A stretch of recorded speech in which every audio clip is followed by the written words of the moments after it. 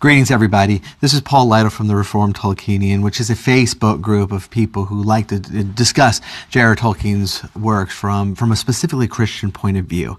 What you're about to see is part one of an interview I did last year with Dr. Markos, who is the author of this book, On the Shoulders of Hobbits, The Road of Virtue with Tolkien and Lewis, which is talking about both the classical and Christian virtues found primarily in J.R.R. Tolkien's work, but also with C.S. Lewis. I hope you enjoy it. Please be on the lookout soon for part two of this series. And if you are interested in our Facebook group, I will put the link in the notes below. Thank you much. We'll get right on it.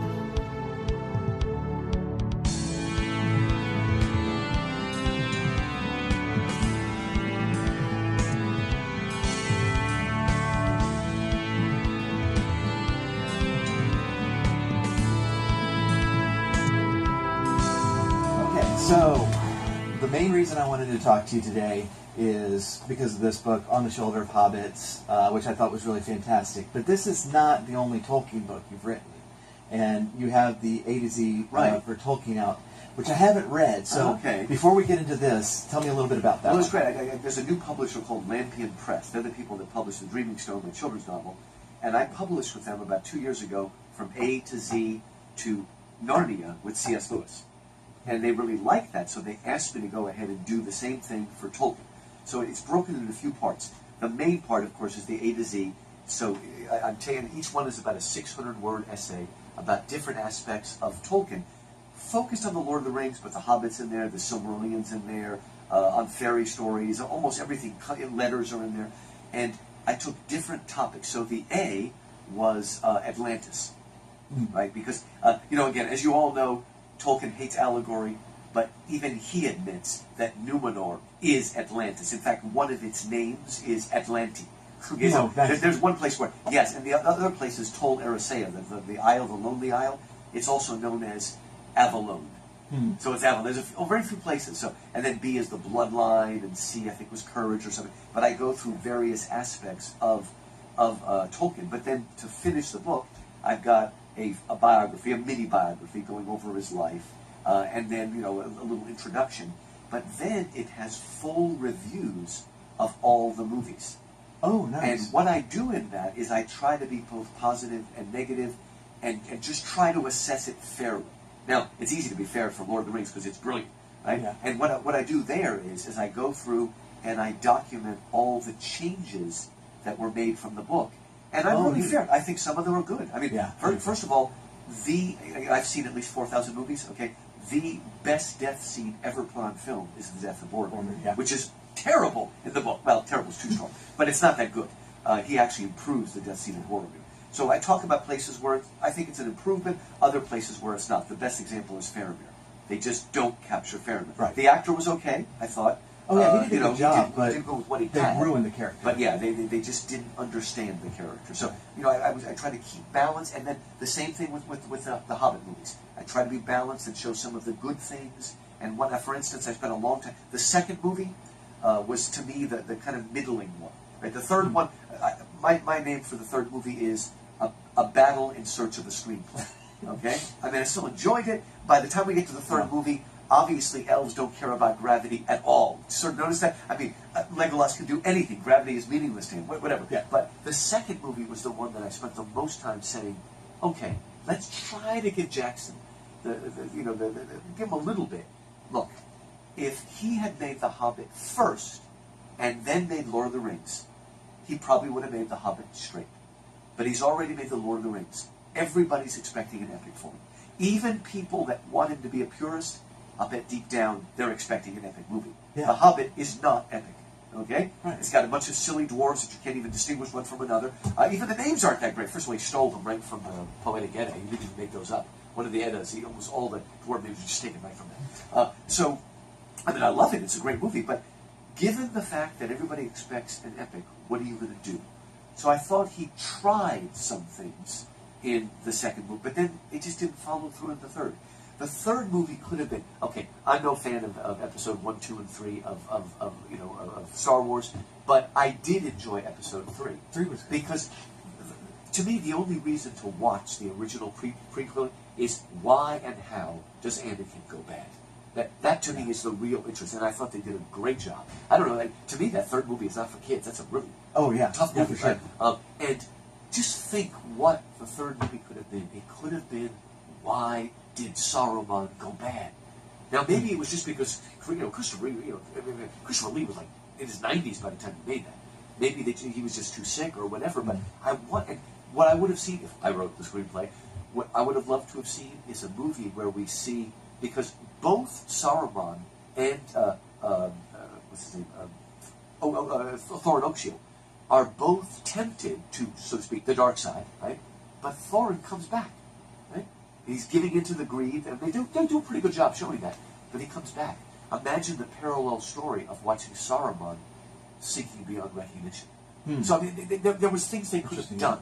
But anyway, I spent a long time, and I surveyed all of the different movies in film and look at what's being done and all that. So that sort of rounds out. And also I have very long annotated bibliographies. And what I have is not only books about, but books by. So if you're a Tolkien fan, what do you read next? So I kind of give an order of what to read. Okay. The annotated bibliography on this was actually really good. Oh, I good. ordered some books based on that. Yeah, really, and it's like that, but this one is a little bit longer and focused a little bit more. Nice. But it's like that, patterned after that. I think when you announced that book was coming out, the only question I had for you is if E was eucatastrophe.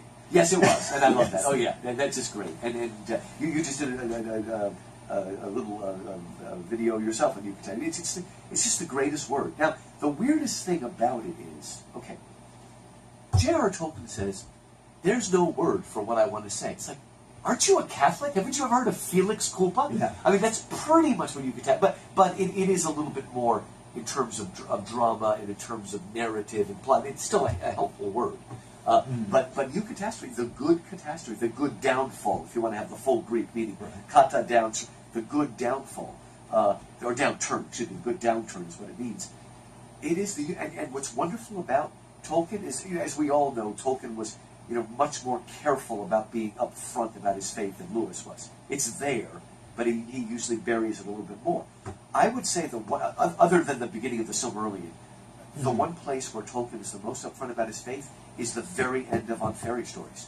Yes, he makes it clear that the ultimate eucatastrophe is Christ. And the way he puts it is, okay, the eucatastrophe is the good that comes out of the evil. So the eucatastrophe of the fall of man is the incarnation, right? It's God's greater love.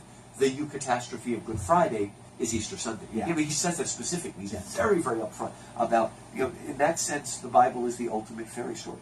Yeah. And we have to remember that the Bible is a comedy, not a tragedy. Yes. It doesn't end with a death. It begins with a death, and it ends with a marriage. And the Bible doesn't end with Armageddon. The Bible ends with the great marriage of Christ and the church. Yeah. So it follows that. And that's why every story is hallowed, he says, by the sacred story.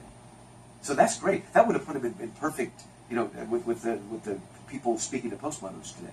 The idea of story and whatnot. Right. So please read On Fairy Stories if you haven't read it. It's not a book, it's a long essay. And they've even published an annotated one. Have you seen that? Oh, I haven't seen that. Yeah, it's a full book length that has more annotations. It's interesting. Wow. I started half-price books for $5. It's probably still there.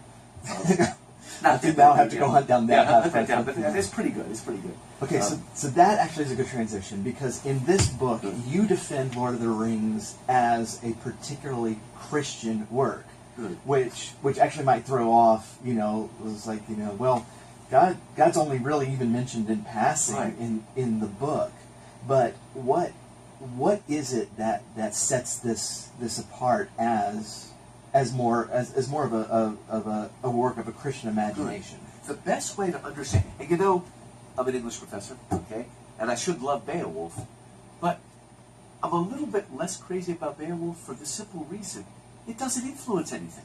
You see, I'm the kind of English professor that loves the great dialogue. I want to go from Homer on down. So Beowulf was lost for a long time. It didn't even influence Chaucer. Nobody. Sure. But you have to read Beowulf, because other than the Bible, the book that had the greatest influence on Lord of the Rings is Beowulf. I mean, even Tolkien would admit that the Rohirrim basically are the Anglo-Saxons of Beowulf. He just perfects them by giving them horses. I mean, there is a horse. Makes them even better. Yeah, it makes them better. We do see a horse in the beginning of Beowulf, but they're not horse riders. Right. And by the way, in case you don't know this, Tolkien's job in World War I was taking care of the horses. That was one of the things he did. Wow. Okay. A lot of people don't. I mean, he fought too, but I mean, he took care of the horses. So he was a horseman. He loved horses. But anyway, the Beowulf and Lord of the Rings have something in common with another famous book called Boethius' Consolation of Philosophy. They are a book written by a Christian, but in a pre-Christian mode. And by the way, the best essay ever written is called Beowulf, the Monsters and the Critics. Even secular people admit that begins modern Beowulf criticism. They all like, even when Seamus Heaney did his great translation. If you read his introduction, he keeps quoting Tolkien. He admits that this is the beginning of it. And anyway, he shows that the guy who wrote Beowulf was a monk, he was a believer, and you see it coming through. But he's setting it in a pre-Christian. This guy Boethius, he wrote something called Consolation of Life. He was not only was he a Christian, he was a martyr. He was killed by an Arian king, Theodoric, and he was a Christian. But when he wrote Consolation of Philosophy, he wanted all the philosophy that we can learn from general revelation. In other words, what did the pagans have access to? Plato, Aristotle, Cicero. What did they have access to merely because of general revelation? And, okay, The Lord of the Rings is not only pre-Christian, it's pre-Jewish. Yes. If you read, you have to read the letters. It's not really clear in the book. You have to read, Middle Earth is the Earth. Right. But it's the Earth before even God speaks to Abraham. And by the way, this is my theory. I think it's kind of cool. If you read the letters, there's one place where Tolkien basically says, ages are about 3,000 years, right? Long, roughly speaking. Okay. He tells us that the Lord of the Rings takes place at the end of the Third Age, right? And somewhere he says that we're living at the end of the Fifth Age. Just one of the letters, he says that. Okay. So that means Lord of the Rings is taking place about 6,000 years ago? Okay. Now, what's the traditional date for creation? 4004 BC, right, Bishop Usher? So, I mean, I don't know if he's doing it specifically, but what we're getting at is this is before God starts speaking more directly to us, right, to Noah or something like that, or even back to Abel or something. So I think that's kind of neat. But that's why there's no religion in there. It's before God is really revealing himself fully to us. But it takes place in a moral, ethical universe. And in it, he is working out the Christian story. Okay, everybody knows that the three Christian virtues are faith, hope, and love. Everybody knows something about faith. Everybody knows something about love. They don't understand hope. I think that if there is, and I've got a whole chapter on hope, if there is one left out virtue, it's hope. To a lot of people, hope means pie in the sky, by and by, looking at the world through rose-colored. No, hope is absolutely central to Christianity. It is standing on the promises. It is knowing that God will win out in the end. That runs through the whole thing, right? Every war is ultimately lost. But after the breaking of the world, that's why death is the gift of Iluvatar to men, right? Of God. It's a gift because, again, people don't understand about the elves. The elves are immortal, but they're not eternal. They do live forever, but their life is tied forever to the earth, what he calls Arda. When the earth is gone, they will be gone. Only we humans and Arwen and Luthien, right? Only they will break out of the cycles of the world to something greater, to heaven. So it's actually a gift. We will break out and we'll move forward. And of course, I mean, is there any book that has three central Christ figures, all of whom have a death and resurrection experience? Is that unbelievable? Okay? And all of them have it in something that is basically a cave. Okay? Frodo, of course, is in a cave that's up top of a mountain, but it's still a cave. He is killed by Shelob and is brought back. Right? Gandalf is in the mines of Moria. He literally dies, by the way. So he dies. Okay? I mean, I guess Frodo doesn't die, but he literally dies. And he's brought back. He's sent back to finish. And he's now Gandalf the White. Anyway, I remember watching him. I think it's called Honest Trailers. Is that what it's called? Oh, yeah, anyway, yeah. It's really funny when they're saying, man, The Lord of the Rings, that is the whitest movie I've ever seen. Everybody's white. Even when you die, you come back whiter. Anyway, that's just the funniest thing. But and then there is Aragorn, who goes into, you know, the paths of the dead, right, yeah. and comes back out. And he talk about the messianic hero, right? He is the one who proclaims, you know, and again, I love the movie, but, you know, come on, they're dead people. They can't step on you. They can't kill you, okay? They kill you by the fear that they provoke. That's what it's in, the numinous fear. But anyway, anybody making a movie would let the ghost come in and trample on everybody. Oh, yeah. I mean, you can't help it, right? Right, yes. And by the way, when they leave and they're saying goodbye, they're actually leaving that movie set, and they're all going over to the Pirates of the Caribbean. I didn't know if you know that. And if you look at that guy, he looks just like Jeffrey Rush. It wasn't him. He looks I gotta rewatch it. Watch it again. He looks just like the guy that says farewell, you know. But I mean, we've got 3 characters that have a death and resurrection experience. It's unbelievable. And one of the, if there's something our age needs to hear, it's so easy to miss this. I try to remember. I don't remember. I don't think it's in the movie. You'll have to see if you remember, Paul. But it's when they're chasing after, you know, they're doing their great run to save the Merry and Pippin, and they meet up with the Riders of Rohirrim, right? And they meet them all. They're all talking and stuff like that.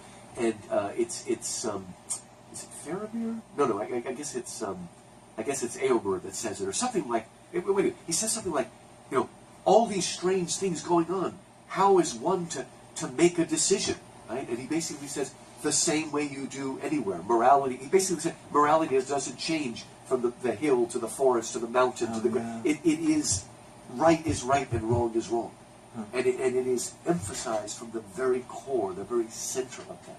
Also, if you want to know what is absolutely centrally Christian about Lord of the Rings, it's the same thing as Chronicles of Narnia. Augustine explains to us, death, he said it this way, death is a privation. Evil and sin are a privation. Sin is not a positive thing. We don't have a good God and an evil God, right? Sin is a lack of or a perversion of good. And nobody's ever done that better than Lord of the Rings, okay? And that's why I've got to say, I mean, it's really funny when people attack the Harry Potter books, because it may have problems, but its understanding of good and evil, it's actually very Christian. I mean, it's very Christian. And also, I just taught Lord of the Rings back in the fall semester, and I said, one of the wonderful things, of course I love Milton's Paradise Lost, but the Romantics are right that in some ways he makes Milton, Satan too heroic. Yeah. I mean, in some ways there's some truth to that, right? When you read Lord of the Rings, there is nothing whatsoever attractive about evil. Okay? Yeah. The true nature of evil is seen maybe in its masculine form in Sauron and in its feminine form in Shelob. It lays waste to everything. It takes joy in nothing. No one has ever made evil more unappealing than Tolkien. But in a right way. I mean, he understands it. And I understand. I mean, like I said, I think even Tolkien seemed to admit there is a theological problem, because it does seem like the orcs are just a fallen race. But I mean, you just need that, right? They were elves that were corrupted, and I don't know. Yeah, I remember one of his letters too. I think he was hedging. He wasn't sure what to say about that. But okay, I mean, you need bad guys, you know. Right. Yeah. But you know, it's understanding of good and evil. It's understanding of hope. It's understanding that okay. One of the things that we as Christians need to understand, okay. Fortune tellers get the death penalty, okay. It's not because, you know, God doesn't like New Age people, okay? That is not meant for us to look into the future like that. And there's something Gandalf says a lot that seems weird. The reason we have hope is because we don't see the future. Right? Seeing is perilous. You look into the Palantir, and I don't understand why the movie left out the fact that Denethor went mad because of the Palantir. Maybe they thought you don't want to duplicate something in the movie. Right. But it's never explained to us why. I mean, we need to understand he goes mad because he's lost all hope, because he thinks he knows the future, and Sauron hasn't exactly lied to him, but has only showed him what he wants him to see. Sure. Right? So he sees the black ships coming with the black sails. He doesn't realize it's being led by Aragorn, right? The West is, and so we don't want to know too much into the future, right? Yeah. We want to write. So these are deep Christian things. They're not retelling the gospel like The Lion, the Witch, and the Wardrobe. Right. But then The Lion, the Witch, and the Wardrobe is the only one that retells the gospels. All the other ones are about living well. Yeah. Eustace being a dragon is a little bit of an understanding of salvation too, but it's about living the Christian life. Well, yeah, in Christian art is not defined as you know, having an altar call. Right. Yeah. You know, at the end of it. One of the things I really appreciate about this is, you know, basically you take the classical virtues and the Christian virtues with an additional Christian virtue of friendship. And trace these ideas through. But the best chapter, and I've told you this before, the best chapter in here is the one on hope. And you've already brought up hope, and I think hope is the cardinal virtue for Tolkien. It really is. No, I mean, and our age has lost. You need to understand, our age is against hope, because if there was one thinker that hated hope, it was Karl Marx. As long as you have hope, you're not going to make this world your absolute world. See, so it's considered counter-progressive, counter-revolutionary to put your, because they can't understand. To them, hope is, again, pie in the sky, by and by. Right. But no, we are built with hope, and the embodiment of hope. And, you know, Tolkien went back and forth, but there's at least a few letters where he suggested maybe Sam is the hero. And Sam is an embodiment of hope. Yes, and I am a Sam is the hero guy. I'm totally in that. But you know what I love about Tolkien? Notice that Sam is the hero, but even he's not perfect. We live in a fallen world. And again, if you've known anybody like Sam, if we're lucky enough to know people like Sam, they do have the downside Sam, and it's a little bit, it's not exactly prejudice is the right word, but you know, a little bit of holding a grudge against, you know, the bad people, right? I mean, that sort of thing, right? It's that part of it, but again, see, okay, I love how Tolkien sets this up, and you have to start with the Hobbit. We would not have the eucatastrophe when Gollum takes the ring and falls into Mount Doom. We would not have the eucatastrophe if it wasn't for 3 separate hobbits learning love. First, Bilbo does not kill him when he has the chance. And by the way, Bilbo has total right to kill him. Yeah. Frodo doesn't kill him, but again, none of that would make any difference if Sam didn't change and allowed Gollum to live at the end. And again, he had every right in the world to kill Gollum. Oh my gosh. But again, he embodies, I mean, do you know what the embodiment of hope is? When you carry your pots and pans with you into Mordor. That's the hardest thing in the world, when he finally has to get rid of the pans. And the scene that they do is actually not exactly right to the movie. When he drops the box, it's really the box with the magic soil in it. But we lose that, which is a shame. We lose the magic Malorn scene, but we don't need it because we don't have a scouring of the Shire. But I love that. It's true to the book. When he says, get it, it turns out to be some spice. Of course, it's spice. It's called salt, because the British don't understand any spice other than salt. Okay? I like to make the joke that I don't understand these old British people that went all over the world to India and stuff, spending millions of dollars to bring back rich and expensive spices that they don't use in their food. But anyway, but that is so true to say. The hope of it. You know, well, we might have a little roast or something. I need a little seasoning for that. Yeah. I mean, that's great. Nothing ever dampens your spirit, Sam. That's my role model. Nothing ever. It was really cute. My birthday was a few weeks ago, and my daughter, put a little Facebook thing, and she put, "I love it," and then he said, "Nothing dampens his spirit." So that's good, because we need that. It doesn't mean Pollyanna glad game thinking. It means that we rest on the promises of God, and that God is in control. Ultimately, that hope, that in the end, what is it? Is all the bad going to come out good? Master Frodo, what's the exact line? Oh, something what is like it? That. What's the exact line? Something about are all the bad things coming untrue? Coming untrue, yeah, it's a beautiful line. Oh, yeah. But what you need to understand about Sam is he is not naive. He knows the evil around him, and he's still hopeful. And then he's not hopeful because he's naive. Yeah. He's truly innocent. True innocence is much stronger and more resilient than experience. It's that hope that takes him back to the Shire that has been basically destroyed, and start planting trees. Yes, he brings it back.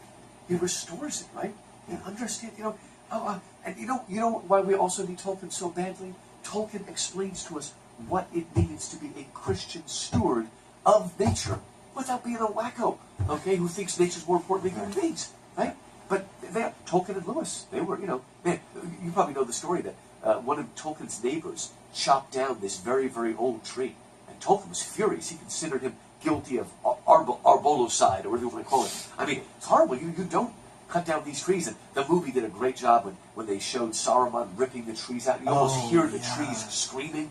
I mean, that would have horrified Tolkien. But yeah, that's it. Yeah. When the trees get their revenge and stuff like that. But no, we do need, and it's a little bit different than faith. Hope, lives in those things. We live by faith, but we also live by hope, walking forward. We got to think about these.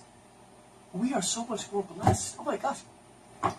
John was the greatest of all prophets, but the least in the kingdom of God is more lucky than he. We got the Holy Spirit indwelling us, right? I mean, but they did all these things, suffered so that we could be where we are.